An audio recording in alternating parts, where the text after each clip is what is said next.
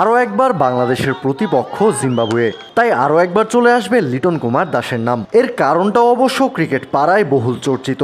Zimbabwe Liton Kumar দাসের পছন্দের প্রতিপক্ষ, ফরম্যাট যাই হোক না কেন।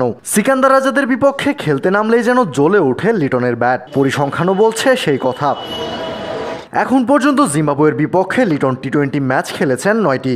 এই 9 ম্যাচে লিটন রান করেছেন 308। দলটার বিপক্ষে গড়ে প্রতি ম্যাচে ডানহাতি ওপেনার রান তুলেছেন 38.5 করে। আন্তর্জাতিক টি-20 ক্রিকেটে 77 ম্যাচ খেলে যেখানে লিটনের গড় 24-এর নিচে, সেখানে জিম্বাবুয়ের বিপক্ষে 38-এর উপর গড় চোখে পড়ার মতোই ব্যাপার বটে। তাই জিম্বাবুয়ে লিটনের পছন্দের প্রতিপক্ষ, এই ব্যাপারে কারো কোনো সন্দেহ থাকার সুযোগ নাই।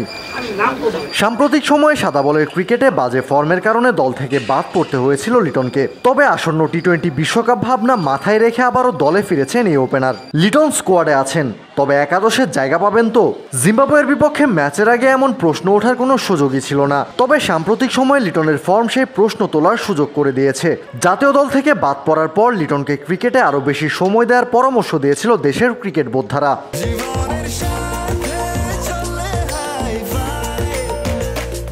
স্বাস্থ্যকর অল টাইম হানিকম, সব সময় অল টাইম হেলদি লাইফ।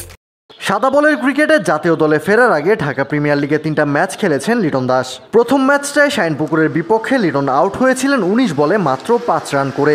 অবশ্য পরের 2 ম্যাচে ব্যাট হাতে রানের দেখা পেয়েছেন ঠিকই, তবে ব্যাট করেছেন ধীর গতিতে। প্রাইম ব্যাংকের বিপক্ষে 56 রান করেছিলেন 106 বল খেলে।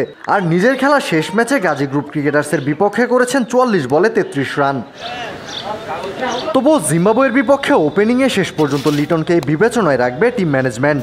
একে তো জিম্বাবুয়ে লিটনের পছন্দের প্রতিপক্ষ, আর দ্বিতীয়ত জিম্বাবুয়ের বিপক্ষে টি-20 সিরিজে বাংলাদেশ দলে বাকি যে দুজন ওপেনার আছেন তারা দুজনই অনভিজ্ঞ। তানজিদ তামিমের তো এখনও টি-20 ক্রিকেটে অভিষেকই হয়নি। অন্যজন পারভেজ হোসেন ইমন। ক্যারিয়ারে এখন পর্যন্ত টি-20 ম্যাচ খেলেছেন মাত্র 3টি। নেই বলার মতো তেমন কোনো পারফরমেন্স। ওপেনিংয়ে লিটনের সঙ্গী হতে পারেন সবশেষ ওয়ানডে বিশ্বকাপ থেকে জাতীয় দলের সাথে থাকা তানজিদ তামিম।